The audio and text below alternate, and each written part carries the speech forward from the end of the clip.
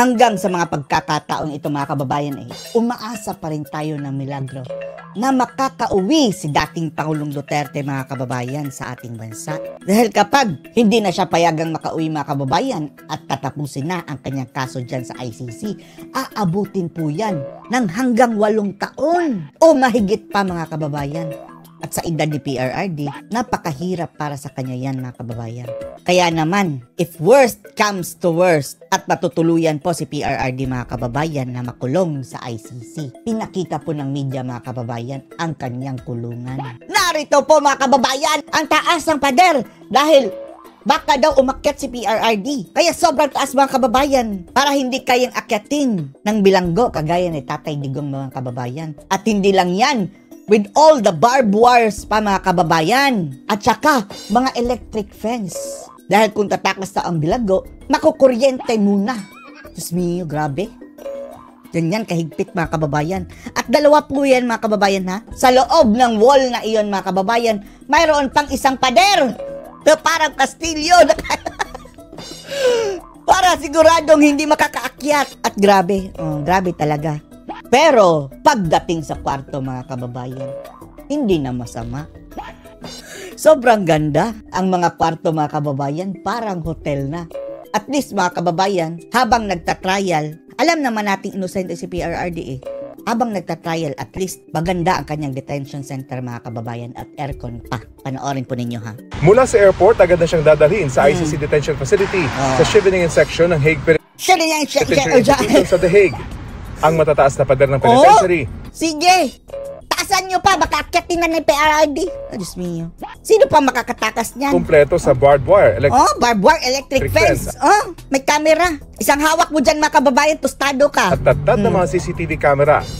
Sa loob ng pakuran ito, may isa pang pader. Dalawa pang pader mga kababayan. Sa loob ng pader, mayroon pang pader. Nahirapan na nga si Digong umakyat lang sa hagdanan.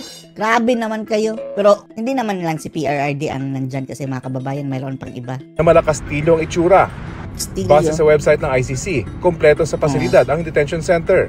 Pero ito ang maganda mga kababayan. At least, komportable si PRRD mga kababayan sa kanyang detention center. May sariling selda ang detainee. Ang selda. Tingnan nyo mga kababayan, mayroon pang TV, may lababo, may banyo. Ang selda may sariling CR, lamesa, kama, pati na telebisyon at intercom. Mayroon pang intercom. Sino tatawa? Sigurado mga kababayan, mag-i-enjoy yung mga nurses doon, ng mga babae, tsaka mga bantay. At least mga kababayan, if worst comes to worst at hindi makukuha ni Sara si PRRD, at least okay ang kanyang, paglalagyan. May access din ng detainee sa gym. Pwede pa siyang mag-basketball. Go, Tatay Digong. Sports facility. Sige, ipadala nyo na si Bato at si Bongo. Para hindi na Joke lang, Bato at Bongo ha. Para hindi na siya ma-board mga kababayan. Joke lang, Bato, Bongo. Di ba? Mahilig si Bongo sa basketball. Hindi na rin masama. Pero joke lang Bato at Bongo. Huwag naman magalit. Pero alam naman namin inosente kayo Nakakalabas din kayo. Sabay-sabay kayo para hindi ma-board si Tatay Digong. Kusina. Joke! Kayo naman, huwag naman magalit. May kusina pa! Kusina at maging computer. May computer! Sige, Tatay Digong, mag-Facebook live ka lagi. Video call. At least may computer, no? Tapos mayroon pang yung laro-laro pa mga kababayan. May orasan pa! At maging computer. Computer! May printer pa! Wow! Libre pa yan Swap na lang kami!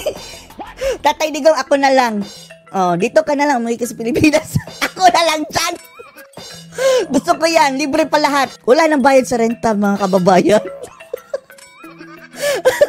Ay, joke na naman. Kayo naman. Base sa protocol. Mayroon pa teddy bear. Inggit lang si Saba. Baka pupunta dyan si Saba ha? Ay, Digong! Sama ako dyan. Siguradong baka sila ang magkatuluyan. Ay, Smio. Sa selda na isasagawa ang booking procedure para sa dating Pangulo.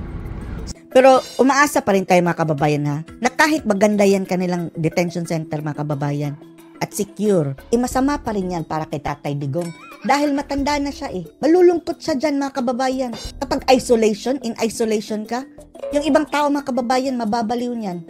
Pero don't worry, si Tatay Digong mga kababayan, mahilig yang magbasa eh. Pwede naman siya mag-request ng mga books mga kababayan. Busy yan mga kababayan eh. Siguro panahon na para me self na lang siya dyan mga kababayan. Magbasa siya ng kanyang mga libro o iba't ibang libro mga kababayan. Masaya na yan si Tatay Digong. Kaya lang, malayo siya sa pamilya. Sa naturang pasilidad rin Pero mas mabuti pa rin pauwiin. Palit. Ako dyan. Okay na ako dyan. Si dating Liberian President Charles Taylor na kinasuhan din ng crimes against humanity at war crimes. Dahil ito mga kababayan, bangbangan, gurguran. Talagang garapalan mga kababayan kay Tatay Digong para sa bayan. Pinaigting lang niya yung laban kontra sa illegal na droga mga kababayan. Natural, mayroong mamamatay dyan. Hindi naman siya ang pumatay doon eh. Yung mga ninja cops.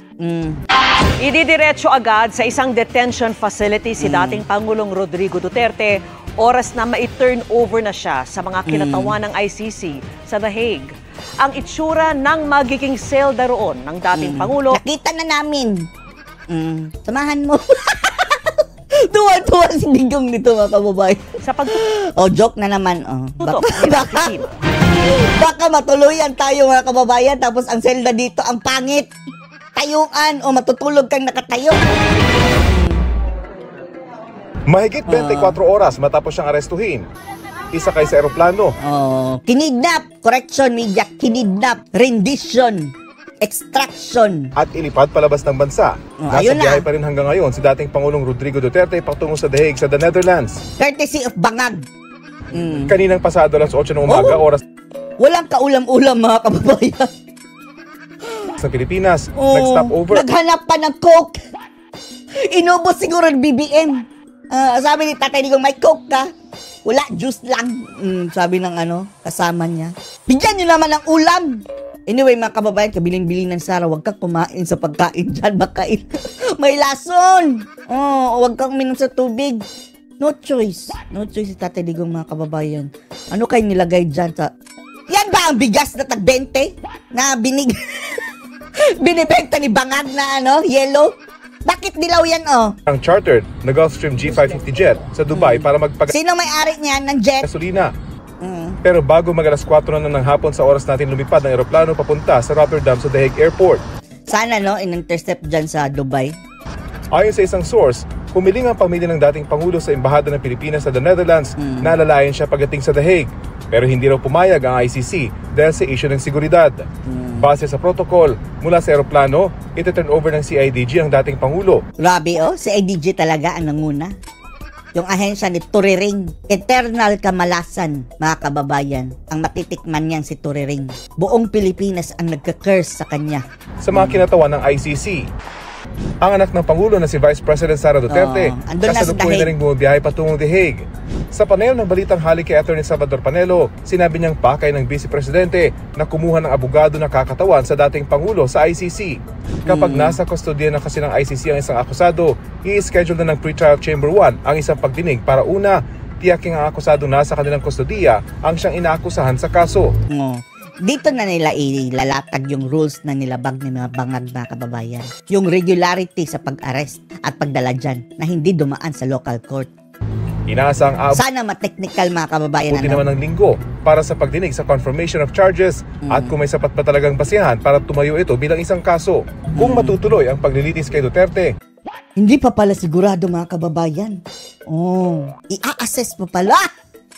May pag-asa pa. Posibleng siyang kauna-unahang dating Asian head of state na lilitisin ng kanin lang. Ano yan mga pabutil-butil ito? Ano yan? Yan lang ang ulam. ICC. Ayon kay International Criminal Court Assistant to Counsel Attorney may diabetes.